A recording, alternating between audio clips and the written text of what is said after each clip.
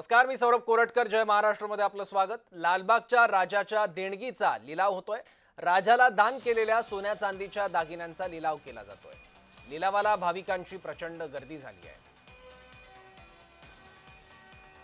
लालबागच्या राजाच्या देणगीचा लिलाव केला जातोय. अनेक भाविक आपल्या श्रद्धेपोटी किंवा नवस पूर्ण झाल्यानंतर वेगवेगळ्या वस्तू किंवा सोन्या चांदीचे दागिने लालबागच्या राजाच्या चरणी अर्पण करत असतात दान म्हणून. आणि याच दान केलेल्या वेगवेगळ्या वस्तूंचा दागिन्यांचा लिलाव हा लालबागच्या राजा संस्थांकडून केला जातो. यामध्ये देश विदेशातल्या काही नोटा देखील असतात, आकर्षक दागदागिने असतात, सोन्या चांदीचे मुकुट असतात. अशा सर्व वस्तूंचा लिलाव केला जातो.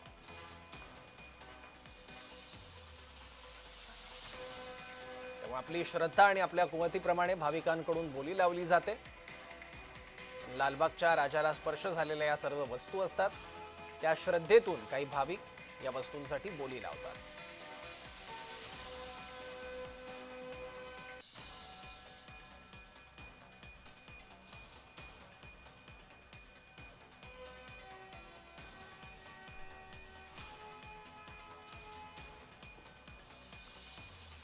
याबद्दल आणखी माहिती घेऊ. आपले प्रतिनिधी शुभम उमाळे आपल्या सोबत आहेत. शुभम, यंदा यावर्षीच्या लिलावातल्या कोणत्या वैशिष्ट्यपूर्ण वस्तू गोष्टी आहेत?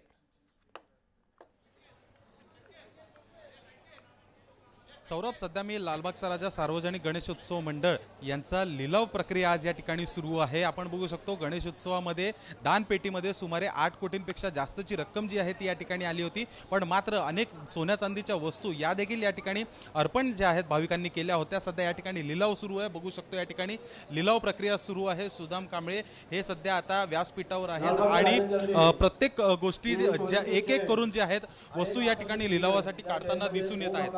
अर्थातच या ठिकाणी बघू शकतोय या ठिकाणी अनेक लिलावासाठी काढण्यात आलेले आहेत. या ठिकाणी सोन्याचे दागदागिने आहेत. सोबतच या ठिकाणी बघू शकतो गणपतीची आणि महालक्ष्मीची सरस्वतीची अशी चांदीची मूर्ती आहे या ठिकाणी. सोबतच व्यासपीठावरचं दृश्य तुम्हाला दाखवतो. 13 ग्रामची ही सोन्याची चैन जी आहे ही दान करण्यात आली आहे. सध्या याचा लिलाव सुरू आहे. सोबतच इतकं नव्हे तर संपूर्ण व्यासपीठावर खरं तर लालबागचा राजा याची मूर्ती जी आहे ती याच ठिकाणी ठेवण्यात येत असते. या ठिकाणी व्यासपीठावर सर्व लालबागचा राजा सार्वजनिक गणेशोत्सव मंडळाचे मान्यवर जे आहेत ते या ठिकाणी बसलेले आहेत आणि यांच्या मागेच भाविक जे आहेत ते देखील आता मुंबईच्या कानाकोपऱ्यात या ठिकाणी आलेले आहेत. वेगवेगळ्या ठिकाणावर या ठिकाणी आलेले आहेत आणि लिलावामध्ये सहभाग जो आहे तो घेताना दिसून येत आहेत. आता सध्या 7वा लिलाव या ठिकाणी या चैनीचा सुरू आहे आणि ही जी चैन आहे याचा आता सध्या 1,50,000 रुपये पर्यंत गेलेला आहे. अर्थातच ही चैन जी आहे ही आता लिलावासाठी आहे प्रक्रियेमध्ये आणि अर्थातच हा लिलाव जो आहे अनेक वस्तू एकूण 164 वस्तू देणगी स्वरूपात या ठिकाणी आलेल्या आहेत. सोबत बघू शकतो या ठिकाणी छोट्या छोट्या गणपतीच्या मूर्त्या असतील किंवा मग देव्यांच्या मूर्त्या असतील. लालबागची देखील एक छोटी मूर्ती आहे या ठिकाणी. चांदीची ती मूर्ती आहे. अशा सगळ्या गोष्टी ज्या दान आलेले आहेत, अर्पण आलेले आहेत त्याचा लिलाव करण्याची या ठिकाणी प्रक्रिया जी आहे सौरभ या ठिकाणी सुरू आहे. सध्या बघू शकतो जी चैनीचा लिलाव जो सुरू होता तो 1,56,000 रुपयापर्यंत गेलेला आहे. अशाच पद्धतीने लिलाव या ठिकाणी 1,60,000 रुपयापर्यंत आता सनी म्हणून या ठिकाणी मान्यवर आहेत त्यांनी केलेला आहे. अशाच पद्धतीने सौरभ या ठिकाणी लिलाव जो आहे मागील अर्ध्या तासापासून सुरू आहे आणि संपूर्ण 164 वस्तू ज्या आहेत यांचा लिलाव आज या ठिकाणी लावण्यात येईल. या लिलावामध्ये कोणीही सहभाग घेऊ शकतं. फक्त एक अशी अट आहे की रोख रक्कम याच याच्यावर ही एक अट जी आहे ती मंडळाकडून ठेवण्यात आलेली आहे आणि सदर लिलाव सुरू आहे. शुभम, साधारण किती गणेश भक्तांनी या लिलावात सहभाग घेतलाय त्याची काही आकडेवारी?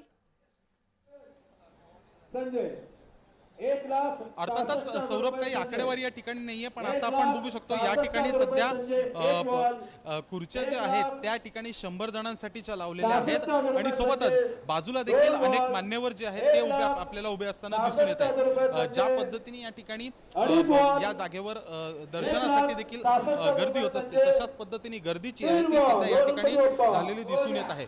100 जणांची बसण्याची आसन व्यवस्था या ठिकाणी करण्यात आलेली आहे आणि अनेक मान्यवर या ठिकाणी उभे देखील आहेत.